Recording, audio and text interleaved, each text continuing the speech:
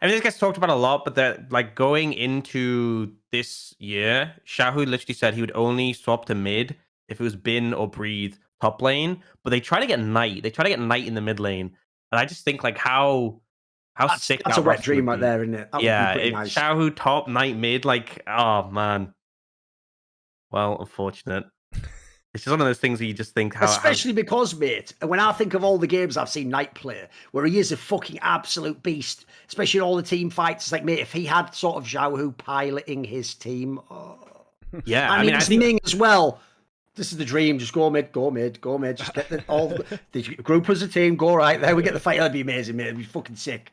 it'd be so, oh man, wouldn't it? By the way, if you don't know what makes the LPL so infuriating is you're all thinking there's some amazing roster moves. It's always the roster moves that don't bloody happen in the offseason that you hear the rumour of. And they're always the super teams. They're always the ones where it's like, what the fuck? Like that one where when Uzi I was going to retire, they were just going to slot Jackie Love straight into RNG, which was like, holy fuck. Imagine unleashing Jackie. Like, mate, it's always the ones that don't happen that kill you. They're the ones. I don't understand what happens in the offseason in the LPL, honestly, because like even like V5, Rookie wanted to be on the same team as the Shy.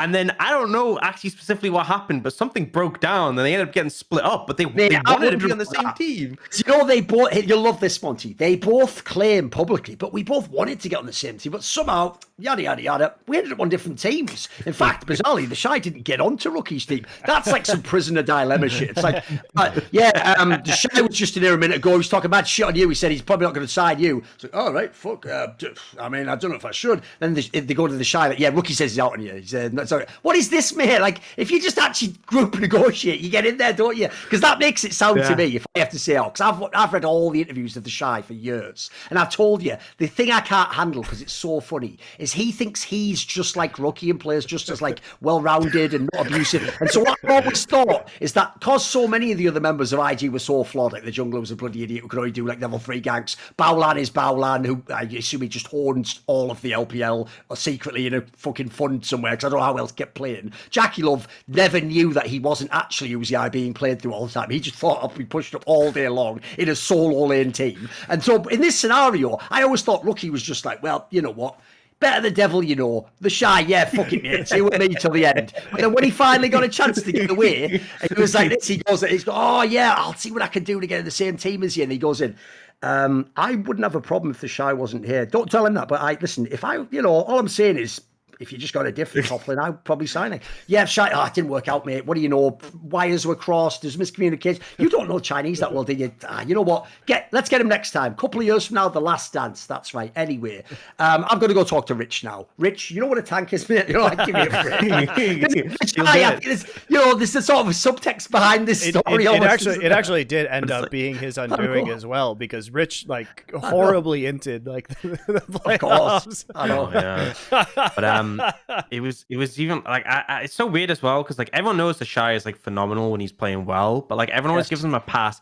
And the most egregious one, which probably a lot of people wouldn't have seen this split, there was a game this split where he played Victor top with Grasp and he had Ghost and Teleport as his summoner spells. That sounds pretty bad, right? The enemy team had a Jarvan, right?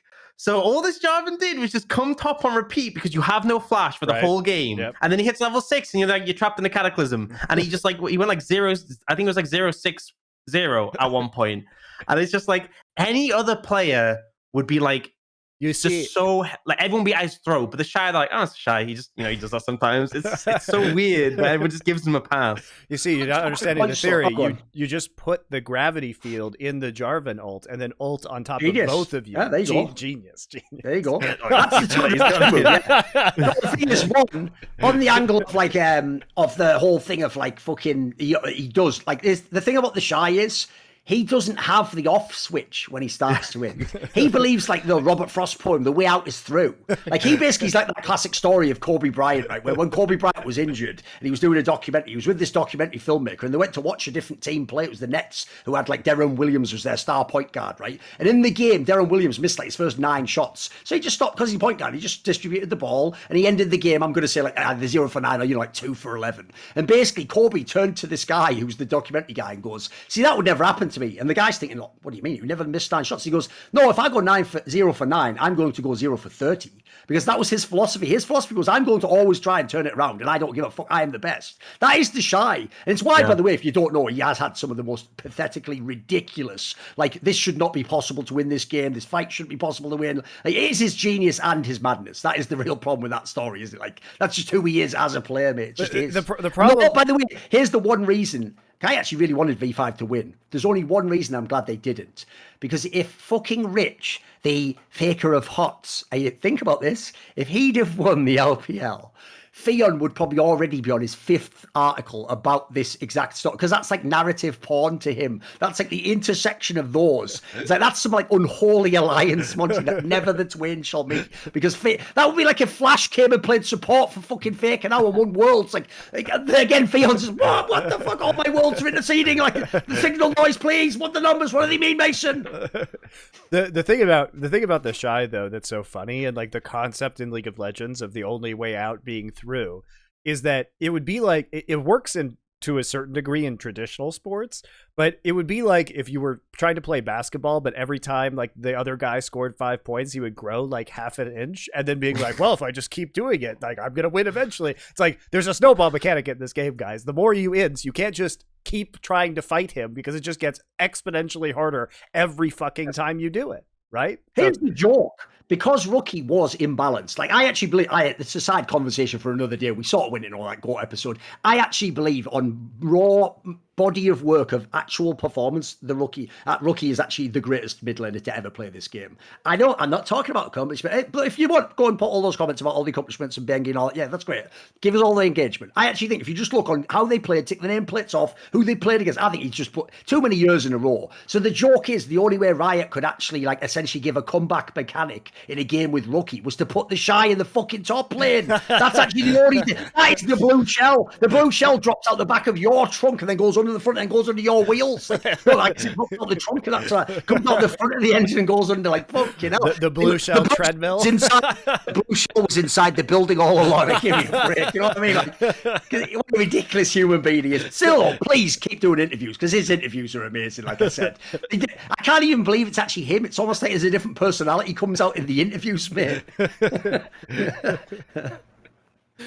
Oh man, as far as the Rookie point goes, I mean, I think it really depends on.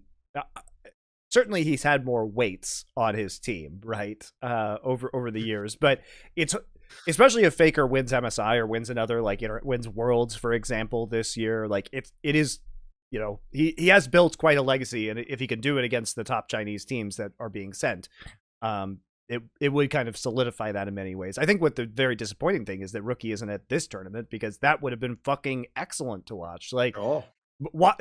I mean, we talked about this before the event happened, but Rookie and Faker have actually very rarely played each other, because Rookie left Korea after 2014, and by the time Rookie's team was good, Faker's team was bad in 2014, so we didn't get to see very much of that matchup.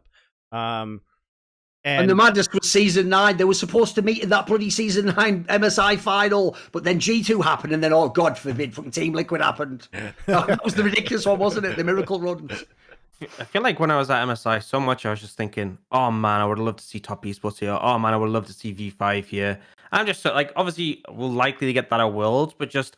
Are we? I feel like LPL is very volatile. We never know who the fuck's going to show up to Worlds. That's probably accurate, but you know, we'll get more like teams at Worlds. Yeah. But I just want to see like more teams interact, because I think, especially with T1s, like skill check style, that is like RNG vs T1 is going to be a fantastic series. But like T1 against top esports would be fucking great. Oh my God, it would have just been like so much raw League of Legends skill.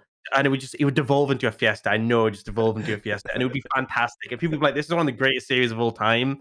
Some of the purists would be like, "Oh well, actually, they didn't crash on wave 3 and then rotate here or something." But it's just like, no, you just want to see them run at each other and clash. And I would have honestly loved that. And V5 as well. Like, I think a lot of people look at the LPL and were like, they were hoping that V5 could have gone. And not to say RNG's definitely going to represent us well and do a good job, but. Yeah, I just wish, like, the fact we get 2 internationals a year, and then obviously MSI, we only see 1 team from the region. It just like whenever it comes to MSI, you're just like, I can't wait for Worlds. I just want Worlds to be now. Yeah, it's a pretty flawed system. Want to see more cool, funny, interesting clips based on topics from my content? Well, subscribe to this channel then, or, be a pleb and don't.